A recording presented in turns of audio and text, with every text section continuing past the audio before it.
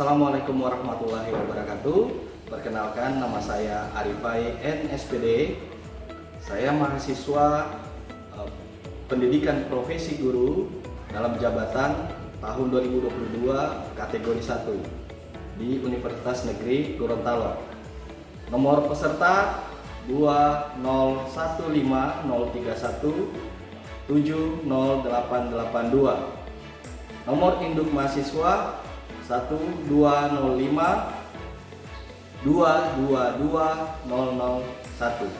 Saya akan melaksanakan uji kinerja pembelajaran mata pelajaran biologi dengan materi pokok pembelahan mitosis. Selamat menyaksikan. Assalamualaikum warahmatullahi wabarakatuh.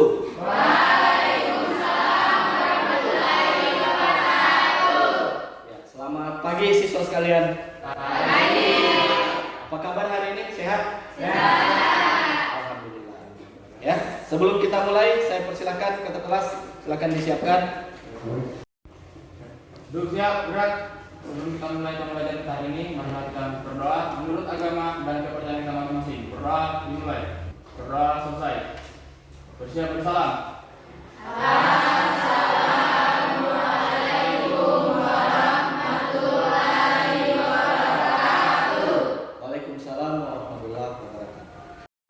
Saya absen dulu ya. Dengarkan namanya. Bilal Fakri. Dea Silvi. Hadir, Pak. Dinda Hadir, Pak. Elnawati. Hadir, Pak. Kusmawati. Hadir, Pak. Muhammad Fikra. Hadir, Pak. Muhammad Solihin. Hadir, Pak. Nur Aida. Hadir, Pak. Mama Alia. Hadir, Pak. Rizka Putri. Hadir, Pak. Yunita. Hadir, Pak. Yusri. Hadir, Pak. Oke ya, terima kasih. Siswa sekalian, hari ini kita akan melanjutkan pembelajaran kita. Ya, jadi sebelum kita masuk ke materi pembahasan kita pada hari ini, silahkan kalian perhatikan gambar yang saya tampilkan di layar. Ya, kalian lihat, ya, gambar apa? Kuku. Tangan, jari, kuku. Ya. Gambar kedua. Kepala. Oke, saya mau bertanya kepada siswa sekalian, ya, kepada anak-anakku sekalian. Kita semua ini manusia kan punya kuku ya. Biasanya seminggu sekali kita potong. Setelah dipotong, tumbuh lagi. Setelah dipotong, tumbuh lagi. Gitu. Kemudian rambut juga seperti itu. Apalagi yang laki-lakinya, putranya biasanya setiap 2 minggu sekali atau 3 minggu sekali biasa potong rambut. Beberapa hari kemudian tumbuh lagi. Kira-kira kenapa hal itu bisa terjadi? Ada yang bisa jawab? Kenapa hal itu bisa terjadi? Kenapa kalau kuku dipotong bisa tumbuh lagi? Kenapa kalau rambut dipotong bisa dia bertambah panjang lagi? Siapa yang bisa jawab? Ya, silakan. Fikra, berdiri Fikra. Ya. Kenapa kuku bisa tumbuh lagi? Karena adanya pembaruan jaringan sehingga terbentuknya sel-sel baru untuk menggantikan sel-sel yang rusak. Terima kasih. Oke, jadi itu tadi jawaban dari temannya bahwa Fikra menganggap bahwa ada sel-sel yang tergantikan dengan sel-sel yang baru. Mungkin masih ada yang ingin menjawab? Saya persilakan. Ya, siapa yang bisa menjawab? Masih ada? Oke, dia silakan.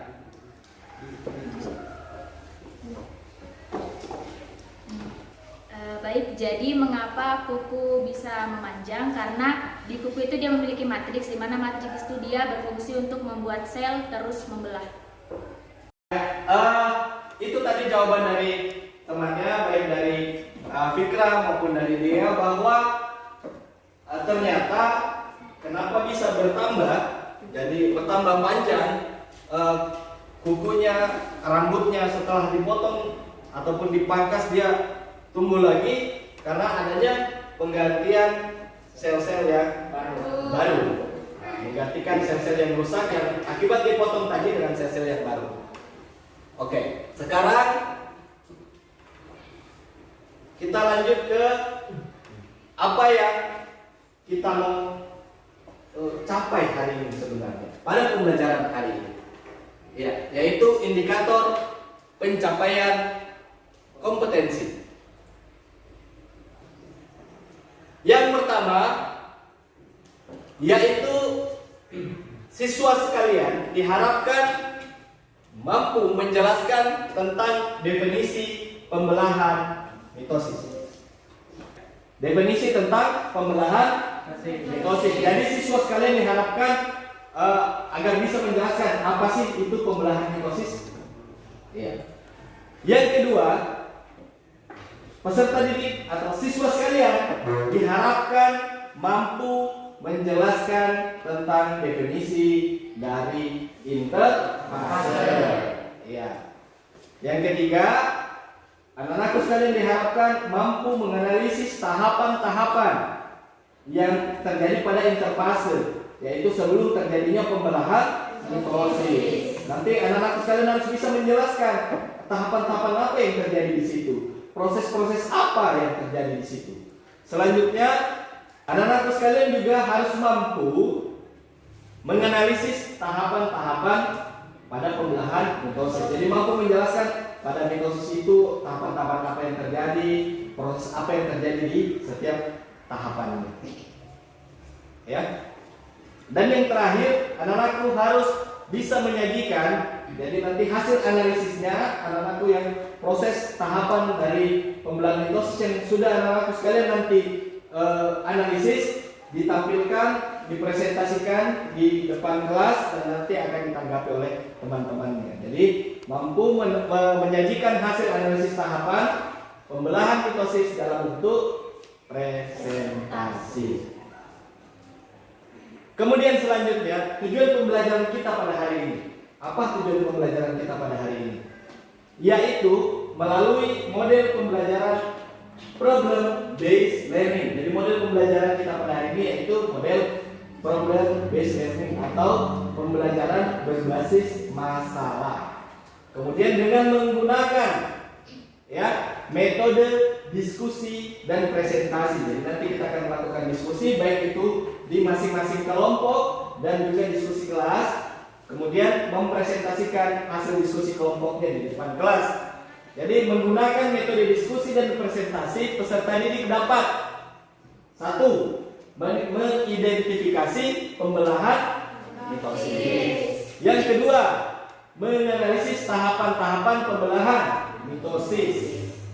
Yang ketiga, mempresentasikan hasil pengamatan tahapan-tahapan pada pembelahan mitosis serta menyimpulkan tahapan-tahapan pembelahan sel yang terjadi secara mitosis. Melalui kegiatan tersebut, siswa sekalian, anak-anakku sekalian diharapkan agar dapat menumbuhkan rasa ingin tahu, selalu ingin tahu tentang apa itu pembelahan mitosis biar bisa lebih mengerti, lebih paham, mencari informasi-informasi terbaru mengenai materi tersebut, bertanggung jawab dan mampu bekerja sama dengan teman-temannya di kelompoknya masing-masing. Jadi itulah tujuan pembelajaran kita pada hari ini. Oke, siswa sekalian, itu tadi indikator pencapaian kompetensi kita pada hari ini dan juga tujuan pembelajaran kita pada hari ini. Oke, siswa sekalian, jadi perhatikan gambar yang ada di depan, ya. Anak-anakku semua lihat gambar apa yang ada di depan? Ya. Itu gambar apa? Luka. Gambar? Luka. Ya, luka. Itu luka lecet, ya.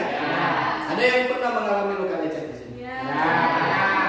biasanya berapa hari dia bisa sembuh? 3 atau 4 3 hari. hari. Biasa dikasih obat atau ada yang tidak kasih obat? Ada yang tidak.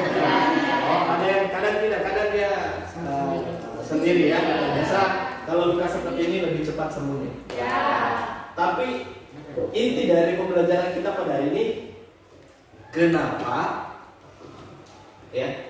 Apa yang menyebabkan luka itu bisa sembuh?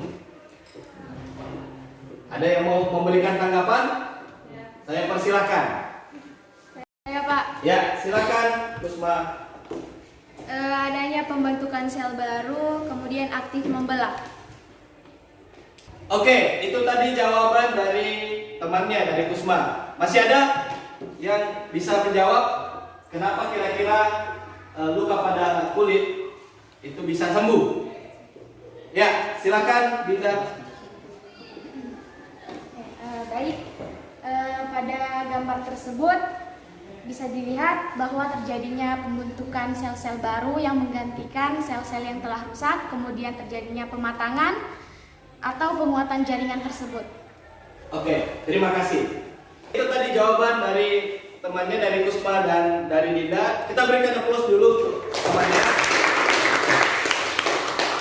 Iya, tadi sudah benar jawaban temannya bahwa apa yang terjadi, mengapa luka biasa yang terjadi pada kulit, ya, luka lecet kah, atau mungkin itu luka gores, itu kenapa bisa sembuh? Bahkan mungkin ada dari beberapa dari siswa sekalian yang kok saya tidak kasih obat sembuh, ya, karena tadi itu jawabannya bahwa terjadi penggantian sel-sel yang rusak, terjadi regenerasi sel, ya, permatangan sel, sehingga lukanya tertutup, sembuh, dan kulitnya kan kembali seperti semula.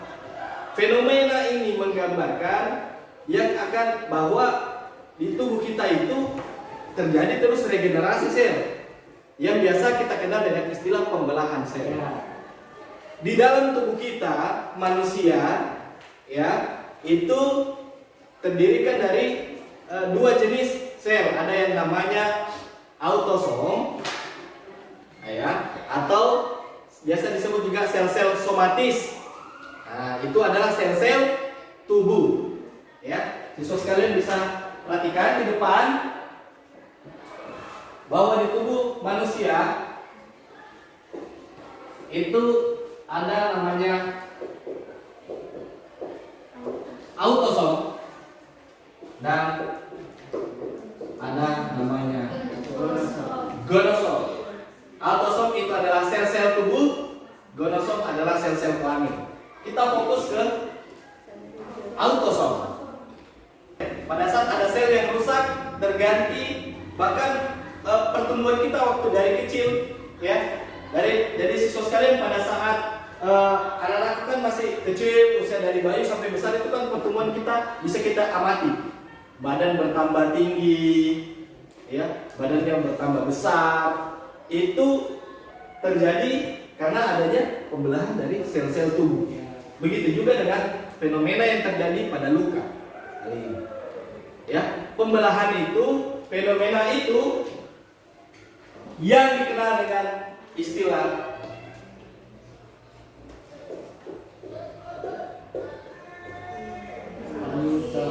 mitosis. Itulah pembelahan mitosis. Pembelahan yang terjadi di autosom atau di sel-sel tubuh. Nanti anak-anakku akan mempelajari lebih mendalam lagi tentang apa itu mitosis. Nah, mitosis itu terbagi menjadi beberapa tahapan, ya, terbagi menjadi beberapa tahapan.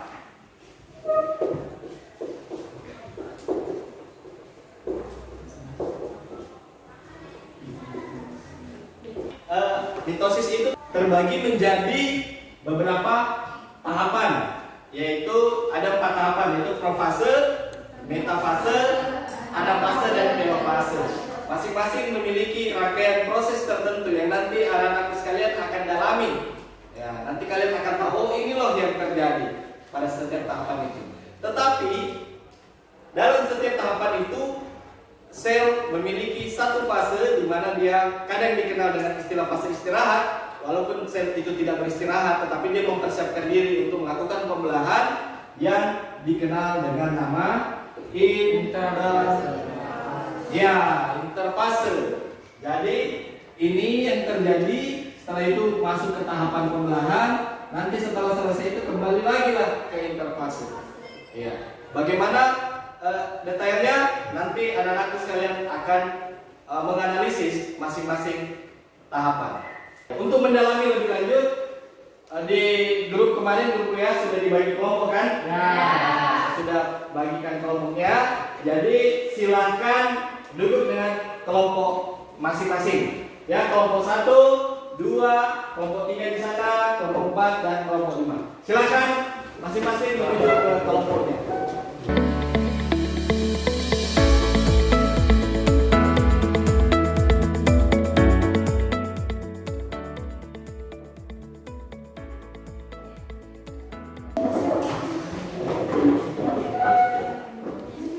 Iya. Oke ya, sudah ya. Duduk kelompok masing-masing sudah. Kelompok 1 mana? Oke, kelompok 2, kelompok 3, kelompok 4, dan kelompok 5. Ya, kemarin di grup WA juga saya sudah kirimkan video. Ya, saya sudah kirimkan video mengenai pembelahan mitosis, tapi video itu tidak ada suaranya. Jadi nanti itu yang anak-anakku akan presentasikan, menjelaskan apa yang terjadi di dalam video itu. Silakan perwakilan kelompok dulu maju ke depan untuk mengambil LKPD-nya. Saya silakan perwakilan kelompok. Kelompok 1. Oke, jadi masing-masing kelompok sudah ada LKPD ya. Jadi di situ baca baik-baik, mulai dari petunjuk belajarnya, kompetensi dasar, dan informasi pendukung yang ada di situ di halaman pertama. Kemudian ikuti langkah-langkah kerja yang ada di halaman kedua dan seterusnya. Silakan dikerjakan. Ya, kita berikan waktu, silakan dikerjakan. Setelah itu nanti masing-masing kelompok akan mempresentasikan di depan sesuai dengan video tahapan yang sudah kita bagi di grup WA kemarin, ya. Saya silakan didiskusikan di kelompok. Ya, bagaimana bisa? Bisa, Pak. Oke, silakan dilanjutkan diskusinya. Iya, Pak.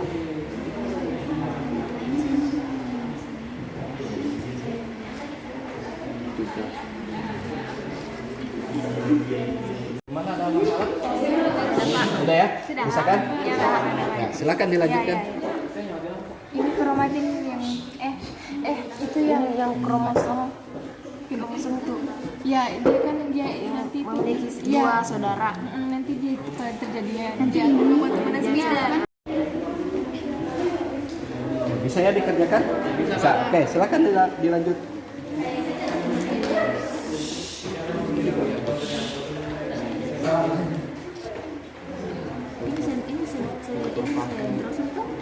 Oke, bagaimana sudah ya? Masing-masing kelompok sudah selesai? Sudah. Ya, jadi kita persilakan kita mulai dari kelompok 1. Silakan kelompok 1 tampil ke depan mempresentasikan hasil diskusi kelompoknya, menjelaskan tahapan yang menjadi tugas kelompoknya. Kelompok 1 apa tadi? Interfase. Oke, saya persilakan. Silakan maju ke depan.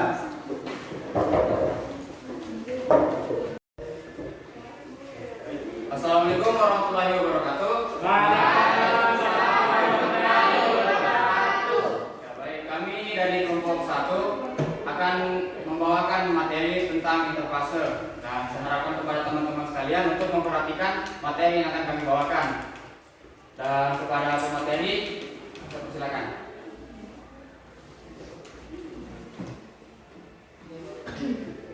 Baik. Assalamualaikum warahmatullahi wabarakatuh. Jadi, interfase sering disebut sebagai fase istirahat atau fase pendahuluan. Tetapi sebenarnya pernyataan bahwa interfase sebagai fase istirahat itu sebenarnya kurang tepat. Mengapa saya katakan demikian? Karena sebenarnya pada tahap interfase itu sel-sel tidak benar-benar beristirahat, melainkan sel tetap menjalankan aktivitas atau fungsi-fungsi normal ya. Jadi pada tahap interfase ciri-cirinya itu yang pertama, tolong diperhatikan pada gambar.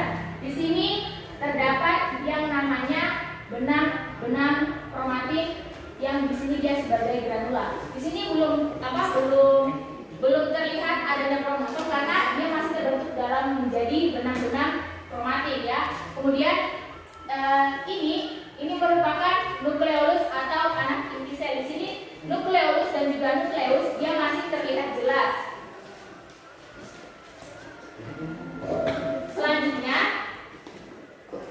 nah baik, di sini sangat terlihat jelas ada dua organel yang di sini berwarna kuning. Nah, organel tersebut disebut sentrosom. Nah, sentrosom ini merupakan organel yang dimana masing-masing dari sentrosom ini terdiri dari dua sepasang sentriol. Nah, sentriol itu dia berbentuk seperti badan sel kecil. Nah, pada tahap tahap interfase ini di dalamnya terbagi menjadi 3 fase, yaitu fase G1, kemudian fase S dan fase G2.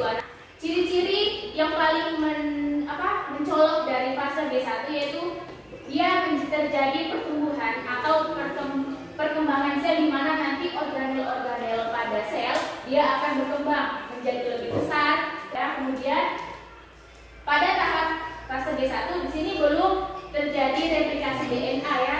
Jadi DNA itu masih dalam bentuk satu salinan dan diploid atau 2N.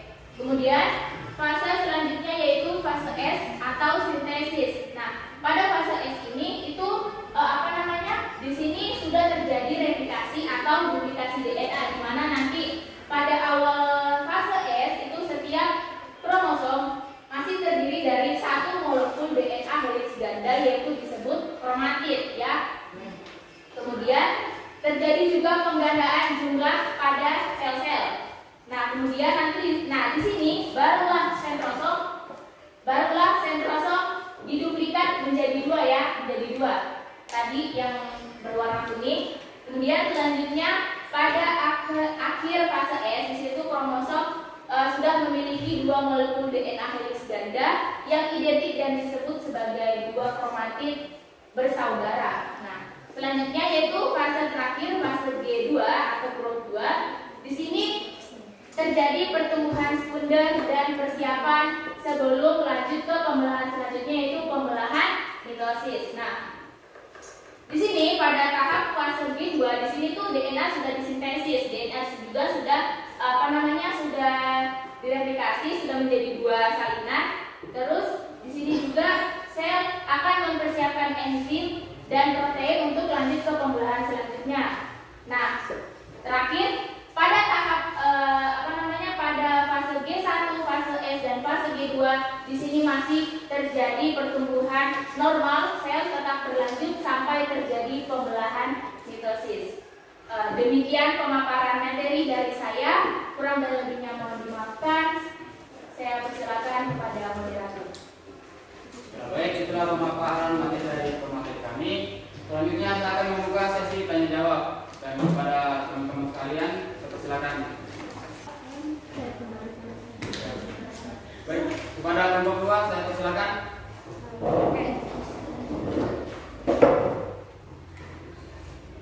Pertanyaan saya, bagaimana aktivitas sel selama tahap interfase? Bisa diulangi pertanyaannya? Bagaimana aktivitas sel selama tahap interfase? Oke, baik, terima kasih. Pada kelompok lain yang ingin bertanya, silakan. Saya. Ya, baik, kelompok 5 saya persilakan. Baik, terima kasih atas kesempatan yang telah diberikan. Adapun pertanyaan saya yaitu, mengapa sel perlu melakukan replikasi DNA sebelum terjadi pembelahan sel?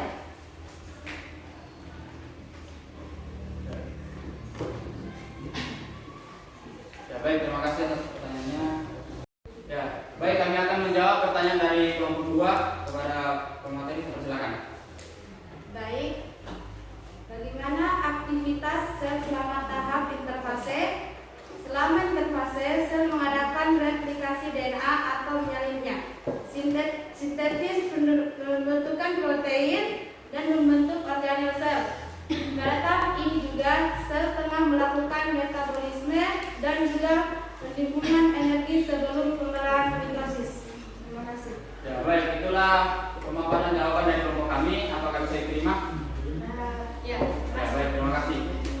Berikutnya kami akan menjawab pertanyaan dari kelompok 5. Ya, kepada pemateri, silakan. mengapa sel perlu melakukan replika DNA sebelum terjadinya pembelahan sel? Karena dalam rangka membuat sel diploid, maka DNA direplika sehingga nanti dihasilkan sel anakan yang diploid untuk persiapan pembelahan. DNA harus direplikasi terlebih dahulu sebelum sel membelah agar setiap anak sel baru memiliki salinan informasi genetik agar memiliki fungsi mekanisme yang baik. Ya, baik, itulah pemaparan jawaban dari kelompok kami. Apakah bisa diterima? Ya, baik, terima kasih. Ya, baik. Adapun kesimpulan dari materi yang kami bahas pada hari ini adalah, jadi interfase merupakan tahapan persiapan bagi sel sebelum melakukan tahap mitosis, di mana pada tahap ini sel akan mengumpulkan energi dan mereplikasi DNA. Dalam interfase ada beberapa fase yang terjadi di dalamnya, yaitu yang pertama fase G1 atau growth 1, yang kedua fase S atau sintesis, dan yang ketiga adalah fase G2 atau growth 2. Baik, inilah ya, baik, demikian pemaparan materi dari kami. Kurang dan lebihnya mohon dimaafkan. Saya tutup dengan ucapan wabillahi taufiq wal hidayah. Wassalamualaikum warahmatullahi wabarakatuh. Waalaikumsalam warahmatullahi wabarakatuh. Oke, kita aplaus dulu untuk kelompok 1. Ya, silakan kembali lanjut kelompok 2. Silakan kelompok 2 melakukan persiapan. Assalamualaikum warahmatullahi wabarakatuh. Kami dari kelompok 2 akan menjelaskan tentang materi profase. Kepada pemateri saya persilahkan. Assalamualaikum warahmatullahi wabarakatuh. Waalaikumsalam warahmatullahi wabarakatuh. Terima kasih atas kesempatan yang diberikan. Baik, di sini saya akan menjelaskan atau menerangkan mengenai proses profase. Seperti yang kita tahu, proses profase adalah tahap awal pembelahan mitosis. Bisa dilihat di gambar. Pada tahap ini, benang kromatin yang melekat pada nukleus akan mengalami pemadatan atau kualifikasi. Kualisasi untuk menghasilkan suatu kromosom yang terdiri dari 2 kromatin bersaudara dan dihubungkan oleh sentromer. Selain itu, inti nukleus dan membran nukleus akan menghilang. Lalu pada tahap ini sentriol akan bergerak ke kutub sel yang berlawanan. Baik,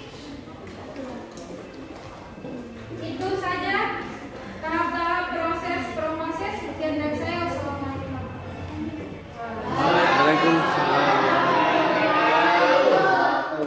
Jadi itulah materi yang kami jelaskan.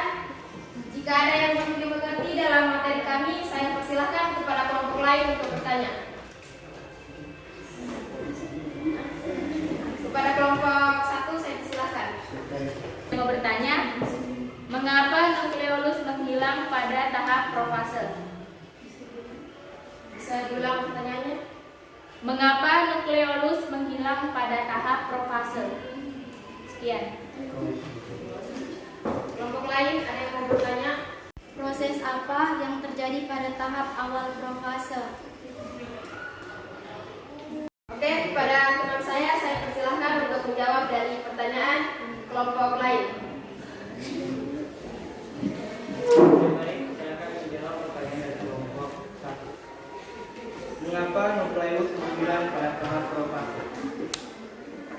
penyusunan terbesar nukleus adalah kromatin. Kromatin pada profase memadat, menebal, membentuk kromosom. Jadi jika kromatin memadat, otomatis penyusunan nukleus hilang sehingga nukleus menghilang. Terima kasih. Baik, Assalamualaikum warahmatullahi wabarakatuh. Waalaikumsalam warahmatullahi wabarakatuh. Baik, kami dari kelompok 3 akan mempresentasikan hasil diskusi kami mengenai materi tahapan metafase. Baik, kepada pemateri saya persilakan. Terima kasih kepada moderator karena telah memberikan kesempatannya. Kemudian saya akan menjelaskan apa saja itu tahap metafase dan bagaimana saja prosesnya. Pada akhir metafase ini, kromosom menjadi pendek dan tebal. Selain itu, membran inti atau sel sudah benar-benar menghilang dan benang gelendong meluas dari satu kutub ke kutub lainnya.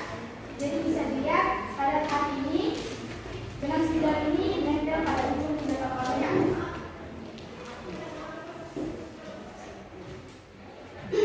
Baik, pada fase ini kromosom juga tampak terlihat lebih jelas. Baik, setelah hasil diskusi kami mengenai materi tahapan metafase. Baik, saya akan membacakan kesimpulan dari materi kami, yaitu kesimpulannya tahapan metafase ini memiliki ciri khas, yakni adalah kromosomnya berjajar di bidang ekuator akan terlihat bahwa inti sel sudah benar-benar hilang dan kromosom juga menjadi semakin pendek dan tebal. Mungkin itulah hasil diskusi kami. Kurang dan lebihnya mohon dimaafkan. Saya tutup. Assalamualaikum warahmatullahi wabarakatuh. Waalaikumsalam warahmatullahi wabarakatuh. Oke, untuk kelompok 3, saya ingin sedikit mempertegas apa yang kalian bahas tadi. Ya, ini tadi kan videonya per masing-masing pertahapan. Ya, ini kita lihat video utuh. Ya. Jadi pembelahan mitosis itu kan tadi yang kalian jelaskan itu merupakan suatu proses pembelahan sel tubuh, ya, di mana sel anakan terbentuk, dua sel anakan terbentuk yang identik dengan sel induknya. Tahapan pembelahan mitosis itu terdiri dari 4, seperti yang kalian jelaskan tadi, yaitu ada profase, ada metafase, kemudian ada anafase dan ada telofase. Tahapan mitosis. Nah, kalian yang pertama itu tahapan profase. Kalian lihat di mana benang-benang kromatin tadi yang di interfase memendek kemudian menebal. Ya. Siswa sekalian bisa perhatikan pada layar, dia memendek ya, memendek, menebal, kemudian dia melekat. Kromatin ini melekat membentuk kromosom. Kalau sedangkan kromatin. Iya. Setelah itu beberapa saat kemudian dia membran inti selnya hilang. Nah, di sini sudah menghilang. Setelah nanti melekat di kinetokor, ini nanti kinetokor akan jadi pemandu di tahapan yang namanya tadi tahapan anafase. Dia akan memandu nanti setelah di tahapan anafase, ini pasangan kromosom ini berpisah. Bergerak nanti menuju ke kutub yang berbeda. Dia bergerak. Jadi yang jadi GPS pemandunya itu kinetokor. Tahapan terakhir yang tadi dibahas oleh kelompok 5 yaitu tahapan telofase. Nah, ini tahapan telofase. Di tahapan telofase ini kromosomnya tadi yang berpisah ini sudah sampai di kutub, kemudian mulailah kembali terbentuk membran inti sel. Di dalam membran intinya dulu terbentuk, kemudian kromosom ini kembali berubah menjadi benang-benang kromatin. Ya, berubah kembali kan menjadi benang-benang kromatin. Setelah itu terbentuklah membran inti sel. Diiringi juga itu terjadilah proses sitokinesis, yaitu pemisahan membran selnya. Membran selnya mulai berpisah juga. Akhirnya nanti terbentuk menjadi dua sel atau dua anakan sel yang sama dengan induknya, Mas. Apa yang bisa kita simpulkan dari kegiatan kita pada hari ini? Ada yang bisa memberikan kesimpulan? Pak. Ya, silakan ya. Silakan berdiri. Temannya yang lain dengarkan kesimpulan yang dibacakan oleh dia. Kira-kira apa yang bisa kita simpulkan hari ini? Baik. Silakan. Baik, terima kasih atas kesempatannya. Jadi kesimpulan untuk materi hari ini adalah pembelahan mitosis adalah sebuah proses atau peristiwa pembelahan sel di mana nanti dia akan menghasilkan dua sel anak dengan jumlah kromosom yang sama seperti induknya. Nah, pembelahan mitosis itu terjadi pada sel eukariotik, yaitu sel yang memiliki inti sel. Nah, pembelahan mitosis juga terjadi pada seluruh sel-sel tubuh terkecuali dengan sel-sel kelamin atau gamet. Nah, setelah itu kemudian pembelahan mitosis juga memiliki beberapa fungsi penting, yaitu yang pertama dia untuk pertumbuhan sel.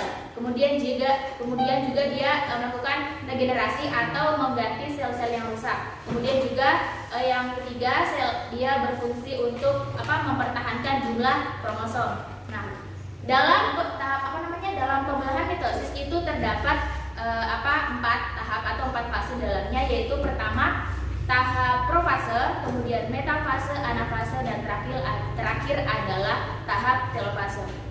Baik, demikian kesimpulan yang bisa saya sampaikan. Terima kasih. Oke, itu tadi kesimpulan dari temannya bahwa pembelahan mitosis itu terjadi di semua sel-sel tubuh atau sel somatis. Ya, kemudian pembelahan itu menghasilkan dua sel anakan yang identik dengan sel induknya yang sama. Nah, kemudian pembelahan itu berfungsi, gunanya apa? Untuk pertumbuhan sel tubuh ya, untuk regenerasi atau penggantian sel-sel yang sudah rusak, ya, dan mempertahankan jumlah dari kromosom. Tahapan yang terakhir, ya, inilah yang terjadi, dan di telofase sudah terjadi sitokinesis, terbentuklah dua sel. Jadi itulah yang bisa kita simpulkan pada hari ini. Ya, oke, siswa sekalian ya. Sebelum mengakhiri, kita mengevaluasi dulu apa yang kita capai pada hari ini. Kita melihat, kita ada kuis, ada beberapa nomor yang akan kalian kerjakan. Sekarang perhatikan di layar. Ya, silakan perhatikan di layar. Soal yang muncul, langsung silakan dikerjakan.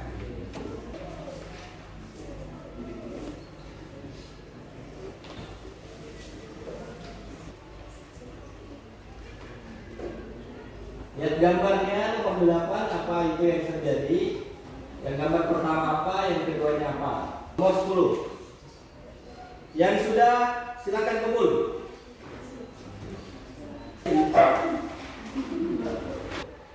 Sekarang saya mau tanya, bagaimana pembelajaran kita pada hari ini menurut siswa sekalian? Bagus nggak kalau kita melaksanakan seperti ini terus? Lebih paham nggak materinya? Nanti pertemuan selanjutnya kita belajar meiosis ya, tentang pembelahan meiosis. Jadi silahkan dibaca-baca memang di rumah. Nanti kita akan belajar di pertemuan selanjutnya. Jadi sekali lagi terima kasih. Mengakhiri kegiatan kita pada hari ini, saya persilakan untuk kelas, silakan disiapkan temannya. Yuk siap. Sebelum kita mengakhiri kegiatan kita pembelajaran kita pada hari ini, marilah kita berdoa menurut agama dan kepercayaan kita masing-masing. Berdoa dimulai. Berdoa selesai. Bersiap bersalam.